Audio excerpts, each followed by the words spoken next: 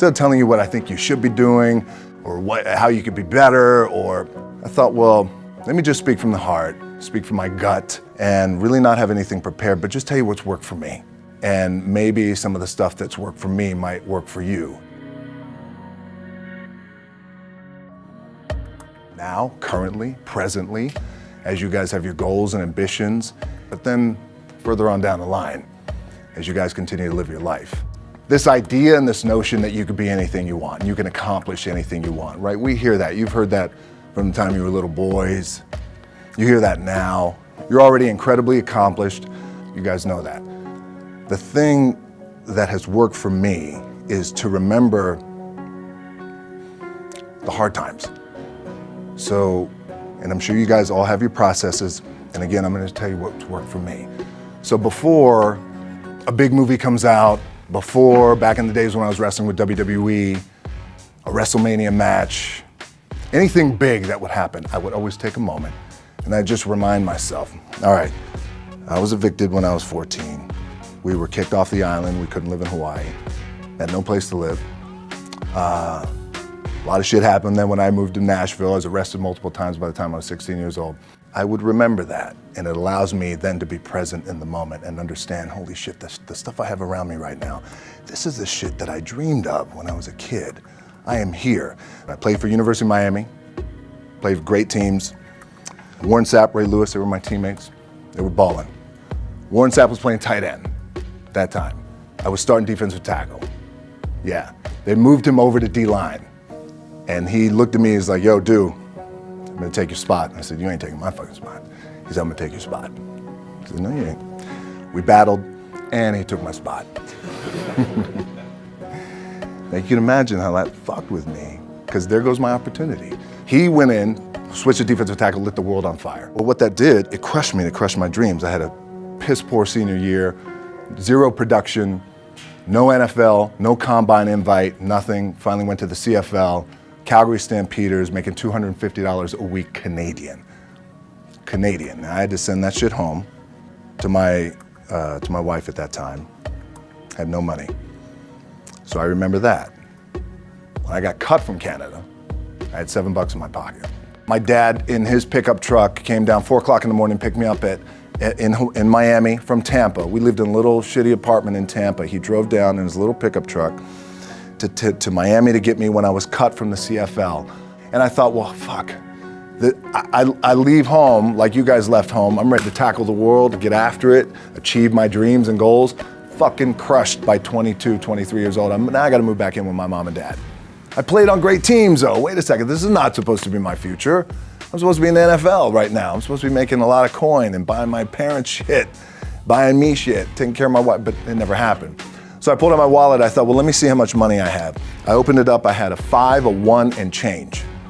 I'm not fucking around, well, at least I rounded up to $7. But I thought, God, ain't this a bitch? I got $7 in my pocket. Where the fuck do I go now? What do I do? I can't go back to CFL. The point comes where you hear that voice, the big run's over. Like, you're done, right? So I heard that voice.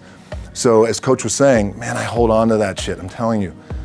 My back is up against this motherfucker. We laugh, we joke, we have a good time. My back is still up against this motherfucker. I do not forget it. What this also helps me do, and again, it works for me, at some point, you gotta be fucking tired of not being number one. You have to be, and you gotta fucking play angry, and I play angry. Now, I'm cool and calm with my approach, and when I step out on my field, which is a set, or, you know, like, there's some, and you're always gonna have haters, and haters are like, well, God damn, man, how many movies are you gonna make, or how much shit are you gonna do? Like, you do a lot of shit. I say, yes, it's my ambition. Of course, why not? I could do it. Yeah, I love what I do. And not only that, but in what world do we not work every day? My back is up against this thing, you know, and I started to play angry, by the way, and I still play angry. My last match, Brock Lesnar, transitioned, and I realized if I had to be great at something, I wanted to be great in this world of Hollywood and movie making and producing and entertainment, I had to commit, and like you guys have to commit. Obviously, you commit to something, commit to the goal. So I quietly retired. 2 years later, I thought, what the fuck did I do with my career? Because my movies were not doing well. I was written off. I was like, it was around 2006, 2007. I was like, God damn. I left, I pulled a Jim Brown. I left when I was on top, like #1 in the wrestling business, and I left. It was a ballsy, gutsy, some call it stupid move, but I had to commit and I had to follow what was in my gut. What helps me is to keep the hard times in the front of my mind, because it allows me to go into these big moments that I've worked my ass off, and you guys have worked your ass off. It allows me to go into these big moments with a different perspective. What it also does for me, and again, this is what works for me. Like, my back is up against this motherfucker. Every day, it's against this fucking wall.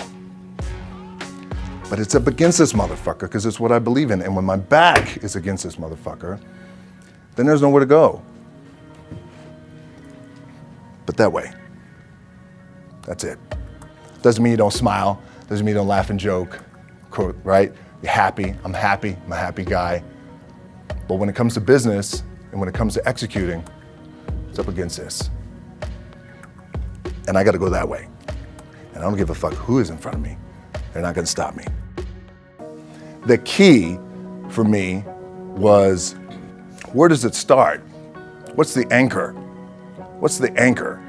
So I could have all these ambitions, and you guys have all these ambitions, which is great. It's important.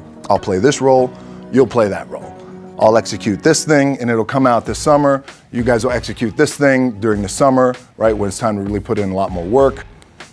But the key with me is just always finding what the anchor is. And the fucking anchor is getting up at 4 o'clock in the morning every day before anybody else and grounding my thought process is in the no one will outwork me. No one. I love and I respect you guys. You motherfuckers won't outwork me. All starts with this. 2 hands, putting it to work. As you guys know, there's nothing you can't accomplish. You're gonna go on, you're gonna become world champions. The key for me, what I think one of the keys is, remember where you came from, keep that shit in the front of your mind, and when shit goes bad and it goes sideways, a lot of shit does, you're getting booed out of the fucking building, or you're coming through this injury, or people are writing you off, oh, you guys ain't gonna fucking make it, you know, any of that shit. You gotta keep it in here.